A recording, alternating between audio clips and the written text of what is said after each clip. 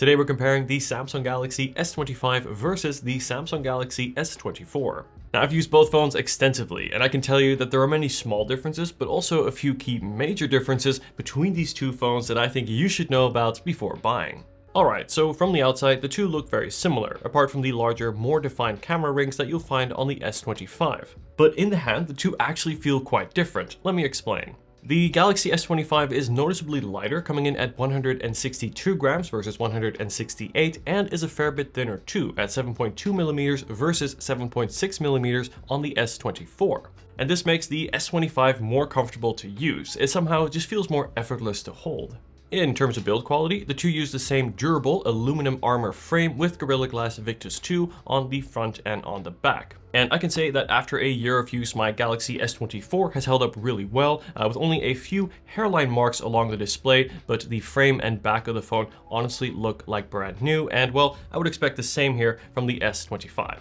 Both phones are also IP68 rated for dust and water resistance, which if you live in a rainy city like London is always a plus. Looking around the phones, the button layout is the same, and both phones also start with 128GB of storage, which I think will be enough for most. Comparing the speakers, interestingly, I found the S25 to have a little bit more bass, while the S24 got a little bit louder. The S25 and the S24 share the same great 6.2-inch 1080p OLED display. The displays also share the same variable 1 to 120 Hz refresh rate. This means that scrolling is ultra smooth, but then when you're on a static image, like for example text, the refresh rate will actually taper down to help preserve battery life, but more on battery in a sec.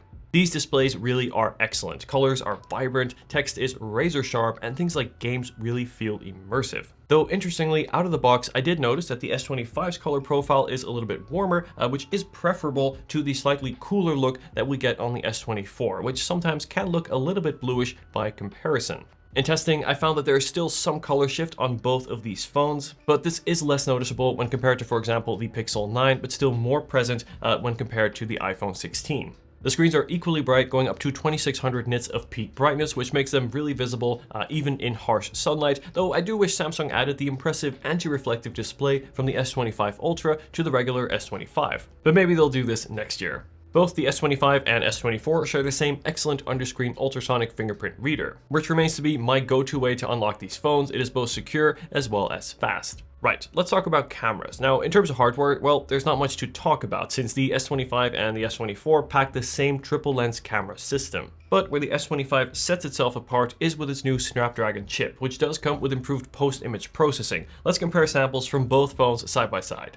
So in general, I found the Galaxy S25 to have a slightly more natural color profile. Colors are also more true to life without being as saturated as on the S24. Of course, there is an element of personal preference here, but I prefer a more true to life look out of the camera on most of my photos that I can then edit later if I want to make it more vibrant. Interestingly though, in lower light situations or indoors, the S25 often has more color, and in some cases I actually prefer the results of the S24. In general, the S25 lessens the contrast a bit, again making photos appear more natural, where the S24 at times overdoes the contrast, making photos look a bit more processed. The 3x telephoto camera is most similar, both capturing a high level of detail with a nice blurred background, ideal for portrait photography. The ultra-wide cameras too are very similar, getting a nice 0.6x perspective with minimal distortion around the edges of the frame. Some photos can be a little bit noisy though, but this is not too uncommon for phones in this price range. Still, I would have liked to see Samsung do more, like for example adding a larger sensor to that ultra-wide lens to let in more light. In terms of selfies, the S25 does a better job at skin tones compared to the S24 and seems to process fine details better. I was quite surprised to see that video is actually quite different. The S25 is noticeably better in terms of colors, especially again in skin tones, where the S24 has a warmer hue and is a bit overexposed. The S24's video also has more noise and processing artifacts. On the S25, you also now have the ability to shoot log video for more flexibility in post when color grading, and you also have access to pro video features like false color and zebra patterns for you pro shooters. All in all, these software camera improvements that the S25 brings are nice to have and do make a difference, but are also not game-changing.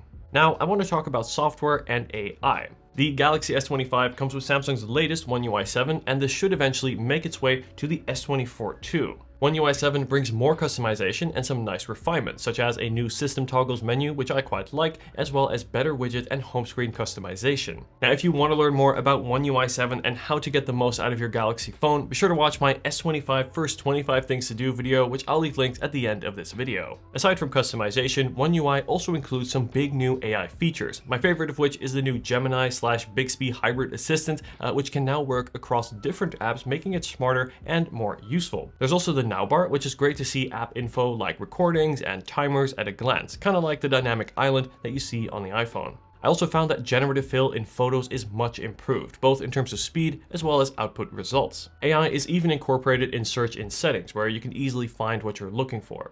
Now, what is tricky is that at this stage, Samsung has not clarified which of these AI features are also going to be coming to the S24, nor do we know which of these features will remain free and which will be paid from the end of 2025 onwards. All of this to say is, when it comes to AI on these phones, there are a lot of unanswered questions, unfortunately. But if AI is high on your list, the S25 will be the safer choice. And this brings us to performance, an area where these two phones are very different. The Galaxy S25 packs the Snapdragon 8 Elite for Galaxy chip, and this is a major upgrade compared to the S24, which comes with either the older Snapdragon 8 Gen 3 chip or the Exynos 2400 chip, depending on where you buy your phone. And this means that in regions like Europe, you'd actually get the inferior Exynos version of the S24. Thankfully, the S25 changes that and ships with just one chip, the better Snapdragon chip, all over the world, making the process simpler and, well, more fair. In addition, the S25 also comes with 12GB of RAM compared to the 8GB on the S24. In Geekbench, the performance upgrades that the S25 brings are clear, showing around a 30 to 40% increase in CPU performance and around a 25% increase in GPU performance. Impressive. And these are big jumps in performance on paper, and I will say in practice, both phones still feel super fast and snappy, bringing flagship performance and keeping up with everything that I throw at them. However, where you will feel the difference in performance is in heavy gaming, as well as load times in AI features. I also expect the better performance on the S25 to show more as these phones age, but more on longevity in a bit.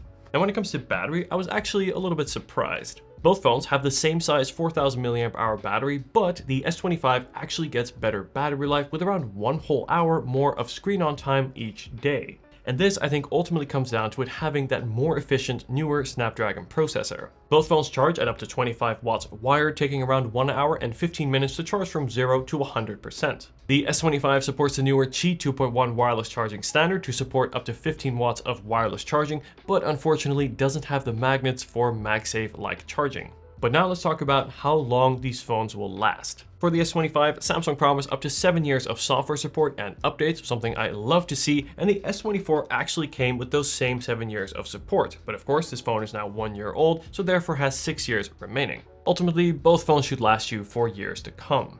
But this is where things get particularly interesting: pricing. The Galaxy S25 from Samsung.com comes in at a price of $799, which on its own is not a bad price.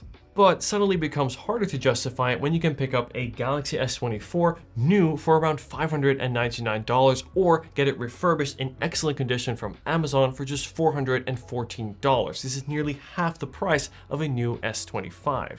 This price difference is big, and the question is, does the Galaxy S25 offer enough to justify its price? Well, here's what it comes down to. The Galaxy S25 to me feels like a more polished and refined version of the S24, with its slightly better design, battery life, camera results, and new AI features. Aside from these, the single biggest improvement that the S25 brings over the S24 is the new, more powerful Snapdragon chipset, enabling big jumps in performance today and also in the future. And this makes the S25 a solid phone to buy today and also use for many years to come with confidence.